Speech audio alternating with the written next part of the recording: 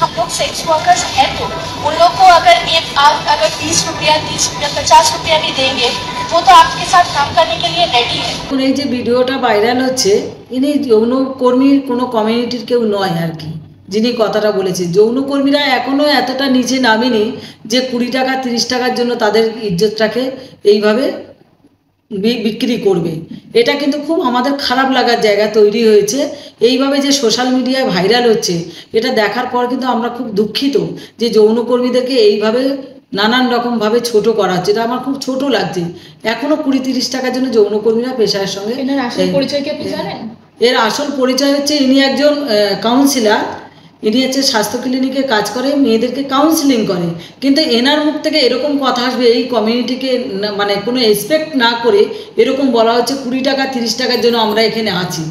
অবশ্যই আমরা আছি, আমাদের পেটের জন্য আছি, কিন্তু 20 টাকা 30 টাকার জন্য সেক্স বিক্রি হয় না, এটা জানতে হবে। তার নির্দিষ্ট একটা আছে, রেট আছে। এরকম কোনো জায়গায় 20 টাকা 30 টাকার জন্য আছে? যে লাখ টাকার ইজ্জতের জন্য মানুষ কত কিছু হয়ে যাচ্ছে, সেটাকে উনি বলে দিচ্ছে 20 টাকা 30 টাকা। উনি কি আমাদের কোনো পারমিশন নিয়েছে? এটাকে আমি একেবারে মেনে নিতে পারছি না এই কমিউনিটির পক্ষ থেকে।